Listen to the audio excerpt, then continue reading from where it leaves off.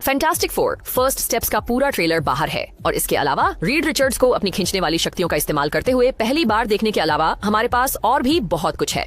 यहाँ कुछ है जो आपने शायद न पकड़ा हो। नए फैंटास्टिक फोर ट्रेलर के सबसे यादगार हिस्सों में से एक है सिल्वर सर्फर का आगमन, जिसे 2007 के बाद से किसी लाइव एक्शन मूवी में नहीं देखा गया है। फर्स्ट स्टेप्स में दिखने वाला सर्फर पिछली बार से थोड़ा अलग लगता है और यह सिर्फ CGI में सुधार के कारण नहीं है। आपका ग्रह अब मृत्यु के लिए चिन्हित है। जैसा कि कई कॉमिक बुक प्रशंसक जानते हैं, नया सिल्वर सर्फर सिर्फ एक जेंडर स्वैप नहीं है, वह एक पूरी तरह से अलग किरदार है।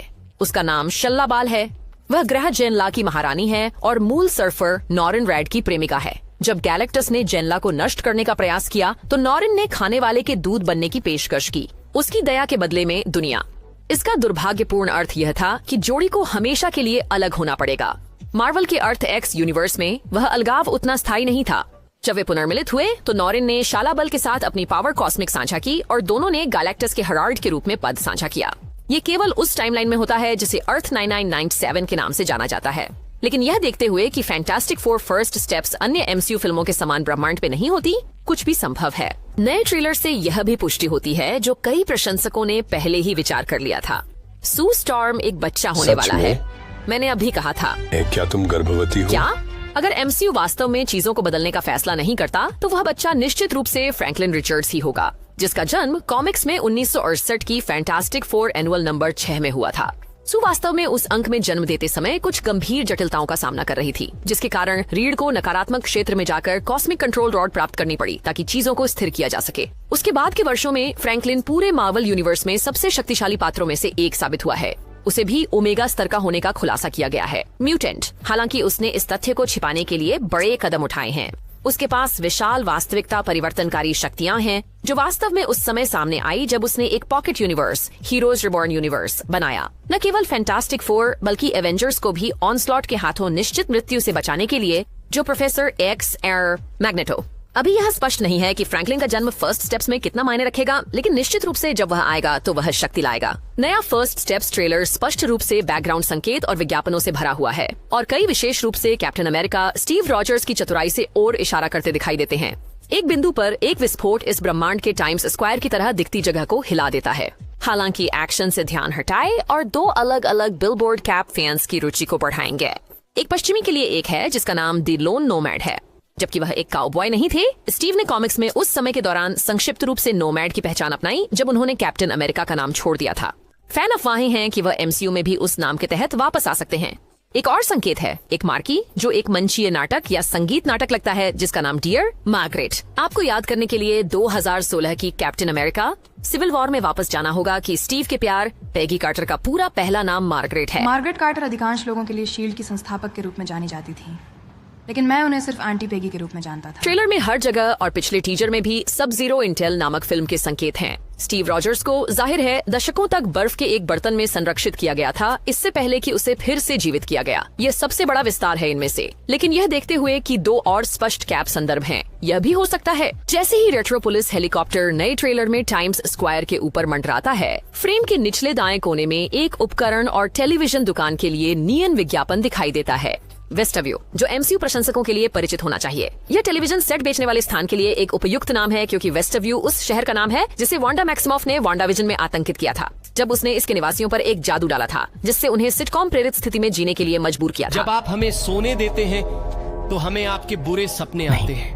ये सही नहीं नाम है। वेस्टव्यू अपने आप में मार्वल स्टूडियोज के प्रमुख केविन फाइगी को एक संकेत है, तो यह छोटा ईस्टर एक दो स्तरों पर काम करता है। वांडा विजन के निर्माता जैक शेफर ने 2021 में खुलासा किया कि वेस्टव्यू को चुना गया था क्योंकि फाइगी वेस्टफील्ड न्यू जर्सी से हैं और इस नाम को वांडा विजन में W और V से मेल खाने के लिए वेस्टव्यू में बदल दिया गया। याद है कि गैलेक्टस को fantastic four rise of the silver surfer में कैसे दिखाया गया था? पूरा बादल वाला मुद्दा। हाँ, 2007 में इसके बारे में कोई भी बहुत उत्साहित नहीं था और ऐसा लगता है कि इस बार वे इसे सुधार रहे हैं। न केवल हम डिवाउरर ऑफ शहर के ऊपर मंडराते हुए उसकी आकृति को जैसे हमने टीजर में देखा था, हम वास्तव में उसके पैरों को देखते हैं जब वह धीमे धीमे चलते हुए सड़कों पर। इसका मतलब है कि मार्वल निश्चित रूप से उनके कॉमिक्स के चित्रण के प्रति सच्चाई बनाए रख रहा है। लेकिन क्या उनका आकार सही है? उनका आकार अक्सर बहस का मुद्दा रहा है, विशेष रूप से उन लोगों में जो यह नहीं समझते कि पूरी दुनिया खाने की बात वास्तव में कैसे काम करती है। किंग कॉन के आकार का एक आदमी पूरा विश्व कैसे निगल सकता है? खैर, सबसे पहले वह अपनी मर्जी से अपना आकार बदल सकता है, क्योंकि वह एक कॉमिक कॉस्मिक इकाई और केवल भौतिक अस्तित्व से कहीं अधिक। कभी कभी वह विशाल प्रतीत होता है, लेकिन बहुत अधिक नहीं। विशाल, और कभी कभी हम उसे अंतरिक्ष में ग्रहों के ऊपर उठते हुए देखते हैं, लेकिन फिर भी वह उन ग्रहों को सचमुच नहीं खाता। उसके पास मशीनें हैं जो उनसे जीवन ऊर्जा को खींच लेती हैं, ताकि वह बाद में इसे अवशोषित कर सके। केवल ट्रेलर के आधार पर यह बताना मुश्किल है कि यह प्रक्रिया कैसी दिखेगी या इस विशेष किस्त में ये कैसे काम करेगी, लेकिन हम ये जानने के लिए उत्साहित हैं कि टीम उसे कैसे रोकती है। हम आपकी रक्षा अगर आप एमसीयू के प्रशंसक हैं तो आप स्टैन ली को जानते हैं। कम से कम आपने उन्हें दर्जनों मार्वल फिल्मों में अतिथि भूमिका में देखा होगा। क्या आप टोनी स्टैंक हैं? ये एमसीयू से पहले की फिल्मों में भी ये कैमियो शामिल हैं, जिनमें फैंटास्टिक फोर भी है। दुख की बात है कि मार्वल के अधिकांश पात्रों के सह निर्माता की ये उपस्थिति ली की मृत्यु के बाद समाप्त हो गई 2018। लेकिन एमसीयू के फिल्म निर्माता अभी भी उन्हें श्रद्धांजलि देने के तरीके खोज चुके हैं। एक उदाहरण फर्स्ट स्टेप्स ट्रेलर में दिखाई देता है। कई शॉट्स के बैकग्राउंड में स्टैन ली के सर्विस सेंटर का एक संकेत दिखाई देता है, जिसमें से एक जहां थिंग एक फॉक्सवैगन बग को उठाता है, जिससे पड़ोस के बच्चों का मनोरंजन होता है। अगर किसी एमसीयू फिल्म को ली के प्रति श्रद्धांजलि की जरूरत है तो शायद वह यही है। आखिरकार फैंटास्टिक फोर मार्वल यूनिवर्स के पहले हीरो का सेट था, जिसे उन्होंने जैक किर्बी के साथ मिलकर 1961 में बनाया था। बैक्स्टर बिल्डिंग के अलावा, जो फैंटास्टिक फोर का मुख्यालय है और जो उनके तीसरे अंक में पहली बार दिखाई दी थी, न्यूयॉर्क सिटी में एक और स्थान जो फैंटास्टिक फोर की कहानियों में सबसे महत्वपूर्ण है, यान्सी स्ट्रीट है, जो बेन ग्रिम का घर है उससे पहले कि वह बन जाता है चीज। यहाँ उसे उत्साहित बच्चों के सामने एक कार उठाते हुए देखा गया है, लेकिन कॉमिक के पृष्ठों पर वे बच्चे हमेशा इतने दोस्ताना नहीं होते। यान्सी स्ट्रीट गैंग पहली बार फैंटास्टिक फोर नंबर 15 में ऑफ स्क्रीन युवा विरोधियों के रूप में दिखाई दी, जिन्होंने थिंग को उसकी सख्त गली की जड़ों को छोड़ने के लिए बेरहमी से चिढ़ाया। समय के साथ समूह का स्वभाव बदल गया, लेकिन वे हमेशा यान्सी स्ट्रीट को अपना घर कहते थे, और थिंग अक्सर उन समयों के दौरान इस क्षेत्र में लौटता था जब आत्म अन्वेषण। वास्तविक जीवन में जैक किर्बी ने यान्सी स्ट्रीट को न्यूयॉर्क सिटी के डिलांसी स्ट्रीट पर आधारित किया, जहां किर्बी खुद लोअर ईस्ट साइड में बड़े हुए थे। मार्वल मैप्स इस स्थान को वेस्ट साइड पर रखते थे, लेकिन किर्बी ने सुनिश्चित किया कि यह उनके अपने पालन पोषण के लिए प्रामाणिक हो, कम से कम भावना में। जब मार्वल का पहला परिवार एक सुनसान शहर की सड़क पर पहुंचता है, ऊपर आसन्न खतरे की तरफ देखते हुए उत्सुक आंखें दूर के पृष्ठभूमि में टाइमली कॉमिक्स का बोर्ड देख सकती हैं। ये बड़ी स्क्रीन के लिए आविष्कृत कोई लेबल नहीं है, यह एक कॉमिक इम्प्रिंट है जिसे 1939 में टाइमली पब्लिकेशंस के रूप में शुरू किया गया था, जो अंततः मार्वल बन जाएगा। कॉमिक्स हमारे साथ बने रहें। अक्टूबर 1939 में टिमली पब्लिकेशंस द्वारा प्रकाशित पहला कॉमिक बुक वास्तव में मार्वल कॉमिक्स कहा गया था, और इसमें मार्वल का पहला सुपर हीरो ह्यूमन टॉर्च था। जबकि जॉनी स्टॉर्म ने यह नाम 1961 में लिया। ये मूल टॉर्च एक वैज्ञानिक फिनियस द्वारा बनाया गया एक एंड्रॉइड था। हॉर्टन एक व्यक्ति के मार्गदर्शन में था, जिनसे मार्वल के प्रशंसक पहले से परिचित हैं, जिसका नाम विक्टर टाइमली है। टाइमली कॉमिक्स ने 2015 में वापसी की, जब मार्वल ने इस इम्प्रिंट को फिर से सस्ती रीप्रिंट बेचने के लिए लॉन्च किया। जबकि ट्रेलर में दिखाई देने वाला कॉमिक इम्प्रिंट निश्चित रूप से मार्वल की उत्पत्ति के संदर्भ में है, यह एक ऐसा नाम है जो कई तरीकों से मार्वल के इतिहास में गूंजता है। लगभग 2 मिनट में हमें एक परिचित दृश्य दिखता है जब फैंटास्टिक फोर आकाश में गैलेक्टस की ओर देखते हैं।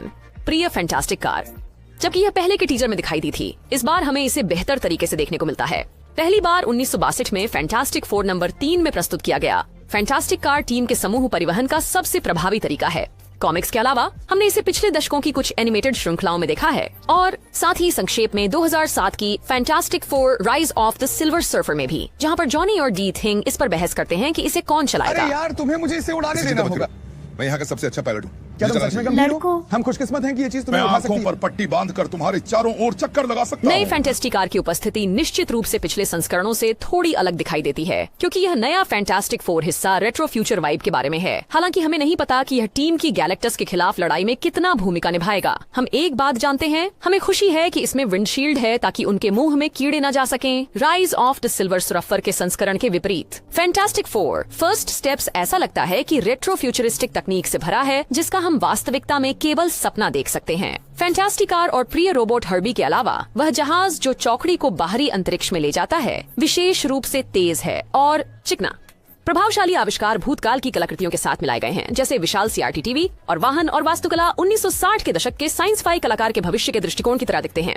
यह व्यस्त न्यूयॉर्क का संस्करण अपने अर्थछा 116 समकक्ष से बिल्कुल अलग दिखता है। फर्स्ट स्टेप्स यूनिवर्स विभिन्न स्थानों से प्रेरणा लेता है, लेकिन किसी भी चीज से अधिक इसकी सौंदर्यता उस व्यक्ति को समर्पित प्रतीत होती है जिसने मार्वल की फर्स्ट फैमिली और अनगिनत अन्य पात्रों को सह निर्मित किया, जैक किर्बी। स्टैन ली विचार करता थे, लेकिन किर्बी के पास पेंसिल थी। उनके चित्रण ने 1970 तक मार्वल कॉमिक्स की विशिष्ट छवि को परिभाषित किया और उनके शहर अपनी विस्तार और भविष्यवादी अपील के लिए प्रसिद्ध हो गए। फर्स्ट स्टेप्स किर्बी के मौलिक माँ टेलीविजन, जिसमें कुछ शॉट्स सीधे उसकी किताबों से निकले हुए लगते हैं।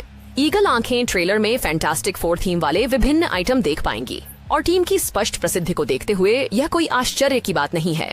वास्तविक दुनिया में फैंटास्टिक फोर के खिलौनों पर हाथ रखना चाहने वाले लोगों के पास बहुत सारे विकल्प हैं। अब पिटाई का समय है।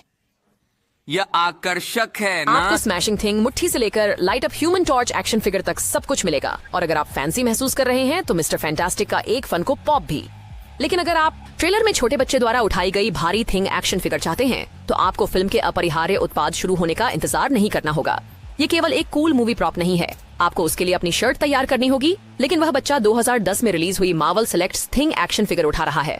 अगर आपको अपनी जिंदगी में थोड़ी और थिंग चाहिए तो आप आज इसे $20 और $40 के बीच खरीद सकते हैं। नए फर्स्ट स्टेप्स ट्रेलर में दिखाया गया पहला चेहरा एक टॉक शो होस्ट का है जिसका नाम टेड गिलबर्ट है, जिसे अंग्रेजी लेखक और अभिनेता मार्क गैटिस ने निभाया है। हमें पता है कि वह कौन है क्योंकि उसका नाम उसके शो के सेट के पीछे बड़े अक्षरों में लिखा हुआ है। जब आपने उसे देखा तो आपने सोचा होगा, टेड गिलबर्ट, क्या वह कोई है? और इसका संक्षिप्त उत्तर है नहीं। 60 वर्षों से अधिक के फैंटास्टिक फोर कॉमिक्स में कोई टेड गिलबर्ट नहीं है, लेकिन एक गिलबर्ट था जो पहली बार फैंटास्टिक फोर नंबर 35 में बहुत पहले दिखाई दिया था। 1964 वह प्रोफेसर ग्रेगसन गिलबर्ट थे जिन्होंने ड्रैगन मैन एंड्रॉइड का आविष्कार किया था। ड्रैगन मैन आने वाले दशकों में मार्वल के नायकों का एक बार सामने आने वाला खलनायक और कभी कभी सहयोगी बन गया, गिलबर्ट की तुलना में कहीं अधिक बार दिखाई देते हुए। जहाँ तक नाम टेड की बात है वहाँ ज्यादा कुछ नहीं है। मार्क मिलर के फैंटास्टिक फोर की 2000 के दशक की श्रृंखला में एक टेड कैसल था। रीड का एक अंकल था जिसका नाम टेड था, जो सभी जगहों में से एक बार अमेजिंग स्पाइडरमैन में दिखाई दिया। और अभिनेता टेड कैसिडी ने 1970 के दशक के FF कार्टून में थिंग को आवाज दी। तो क्या यह नाम सार्थक है? क्या यह कोई संदर्भ है? शायद नहीं। यदि टेड गिलबर्ट एक रोबोट ड्रैगन बनाता है तो हमें पता चल जाएगा।